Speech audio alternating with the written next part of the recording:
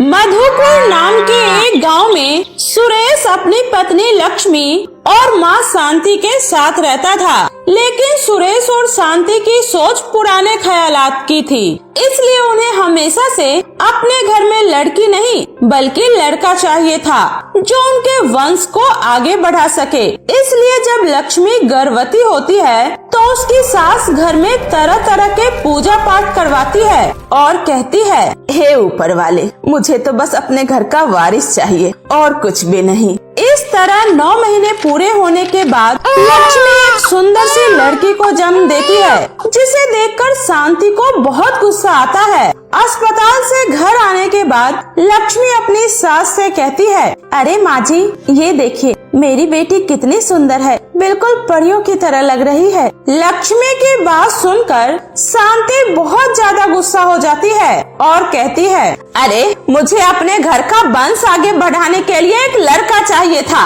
न कि लड़की। इसलिए अब ये लड़की हमारे साथ इस घर में नहीं रह सकती है। माँ जी, ये आप कैसी बातें कर रही हैं? बेटा हो या बेटी, ये सब तो ऊपर वाले की देन है, भला इसमें हम लोग क्या कर सकते हैं? लक्ष्मी के इतना कहने पर भी शांति गुस्से से उसकी बेटी को उससे छीन लेती है और लक्ष्मी को कमरे में बंद करके उसकी बेटी को बाहर बारिश में ले जाकर एक पेड़ के नीचे रख देती है, जिसकी वजह से वो नवजात लड़की बहुत ज्यादा रोने लगती है। लेकिन फिर भी उन माँ बेटे को उस छोटी लड़की पर बिल्कुल भी तरस नहीं आता। वे लोग वहाँ से चले जाते हैं। कुछ देर बाद वहाँ से गुजर रही कोमल नाम की एक औरत की नजर उस लड़की पर जाती है, जिसे देखकर वो कहती है, अरे ये किसकी बेटी है? यहाँ पर तो आसपास कोई नजर नहीं आ रहा। लगता है कोई जानबूझकर इस लड़की को बारिश में छोड़कर चला गया। लेकिन मैं भी क्या करूँ, मेरी तो खुद की ही 3 बेटियाँ हैं, इसलिए मैं इसे अपने साथ अपने घर नहीं ले जा सकती हूँ। मुझे माफ करना बेटा। इतना कहकर कोमल भी वहाँ से चली जाती है।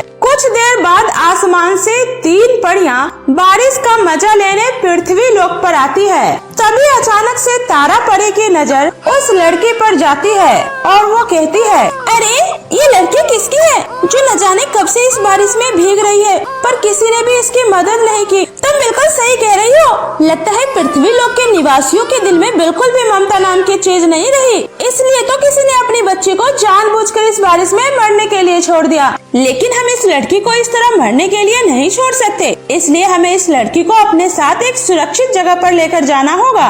इतना कहकर तारा परी अपनी जादुई शक्तियों से जंगल के अंदर एक बहुत ही सुंदर सा घर प्रकट करती है, जिसके बाद तीनों परियां उस लड़की को लेकर उस घर के अंदर चली जाती है और उसका बहुत ही अच्छे से ख्याल रखने लगती है। ऐसे ही समय के साथ साथ वे तीनों परियां माँ बनकर उस नन्ही सी लड़की का पालन पोषण करने लगती है। कुछ सालों बाद वो छोटी सी लड़की अब बड़ी हो जाती है। तभी उसकी तीनों परी माँ उसका नाम आराध्या रखती है। आराध्या अपने तीनों परी माँ के साथ बहुत ज्यादा खुश थी। वहीं लक्ष्मी एक बार फिर से गर्भवती होती है और इस बार वो एक सुंदर से लड़के को जन्म देती है, जिसे देखकर उसकी सास शांति और उसका पति सुरेश बहुत खुश होता है। शांति अपने पोते का नाम अनिल रखती है और वो बचपन से ही अनिल को बहुत ज्यादा प्यार करती है और उसकी हर ख्वाहिश को पूरा किया करती है, जिसकी वजह से अनिल धीरे धीरे बहुत ज्यादा घमंडी हो जाता है। वहीं आराध्या बड़ी होकर एक बहुत ही दयालु और अच्छी इंसान बनती है, जो अपनी परी माँ से कहती है, मेरी प्यारी परी माँ, अब तो मैं इतनी बड़ी हो चुकी हूँ, लेकिन अभी भी मेरे पास ना ही आप लोगों की तरह कोई जादुई शक्तियाँ हैं और न ही आप लोगों की तरह इतनी खूबसूरत पंख। ऐसा क्यों?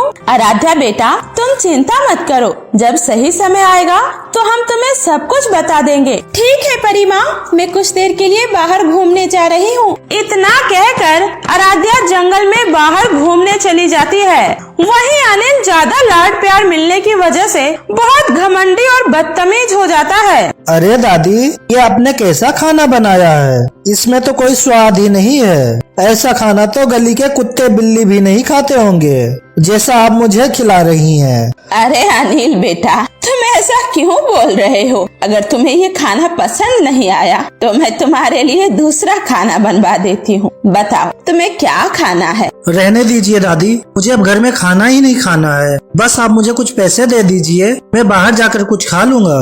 ठीक है बेटा, ये लो कुछ पैसे रख लो, बाहर जाकर कुछ अच्छा सा खा लेना। इस तरह शांति अनिल की बातों में आकर उसे हर रोज पैसे देने लगती है, जिसकी वजह से अनिल का लालच दिन पर दिन और भी ज्यादा बढ़ता जाता है और वो इसी तरह रोज शांति से किसी न किसी बात को लेकर पैसे मांगा करता था। एक दिन अनिल अपने दोस्तों के बहकावे में आकर अपनी दादी से घर के कागजों पर साइन करवा लेता है, जिसके बाद शांति की सारी प्रॉपर्टी अनिल के नाम पर हो जाती है और एक दिन वो अपने दादी और माता पिता को घर से धक्के मारकर बाहर निकाल देता है, जिसके बाद वे तीनों गांव में इधर उधर भटकने लगते हैं। वहीं एक दिन आराध्या अपनी तीनों परी माँ से कहती है, परी माँ, आपने मुझे जंगल में घूमने की इजाजत तो दे दी, लेकिन क्या मैं एक बार गांव में जाकर घूम सकती हूँ? मेरा गांव में जाने का बहुत मन कर रहा है। नहीं, तुम वहाँ पर नहीं जा सकती हो। गांव के लोग जंगल में रहने वाले जंगली जानवरों से भी ज्यादा खतरनाक होते हैं।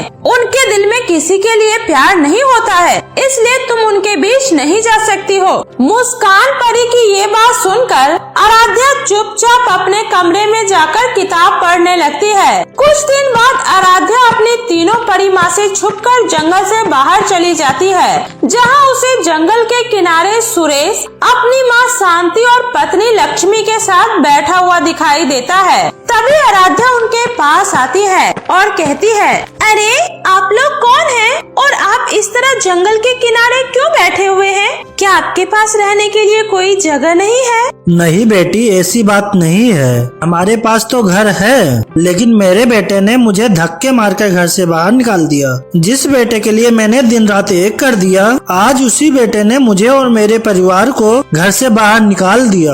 पता नहीं भगवान मुझे किस बात की सजा दे रहे हैं। मैंने तो कभी भी किसी के साथ कुछ भी बुरा नहीं किया। अंकल जी, ये सब तो हमारे पुराने कर्मों का फल होता है, लेकिन कोई बात नहीं, आप लोग मेरे साथ मेरे घर चलिए। मेरा घर बहुत बड़ा है, आप लोगों को वहाँ पर कोई तकलीफ नहीं होगी। इस तरह आराध्या उन तीनों को अपने साथ अपने घर ले जाती है। तभी वो तीनों पड़ियाँ उन तीनों को देखकर बहुत ज्यादा गुस्सा हो जाती है और कहती है, अरे तुम लोग हमारे घर पर क्या कर रही हो? अरे माँ, इन लोगों को मैं यहाँ पर लेकर आई हूँ। दरअसल इनके बेटे ने इन्हें घर से बाहर निकाल दिया, जिस वजह से इनके पास रहने के लिए कोई जगह नहीं है, इसलिए मैं इन्हें अपने साथ यहाँ पर ले आई। ये सब तो इनके बुरे कर्मों का ही फल है, जो एक न एक दिन तो इनके सामने आना ही था। जैसा कि इन्होंने तुम्हारे साथ किया था, आज ठीक वैसा ही इनके साथ हो रहा है। माँ, क्या आप इन लोगों को पहले से जानती हैं?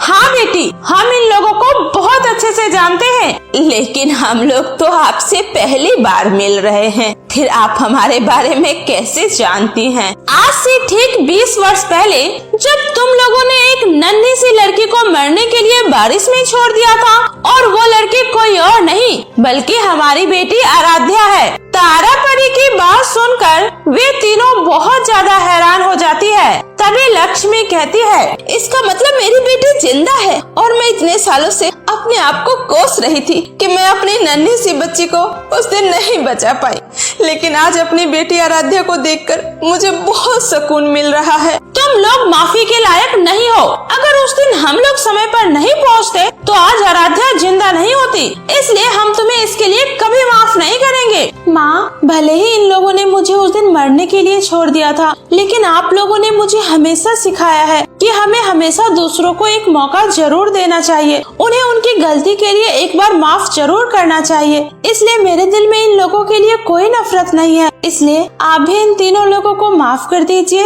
आराध्या की ये बात सुनकर सुरेश और शांति को अपने किए पर बहुत ज्यादा पछतावा होता है, जिसके बाद वे तीनों पड़ियाँ भी उन लोगों को माफ कर देती है और सभी लोग एक साथ हंसी खुशी रहने लगते हैं।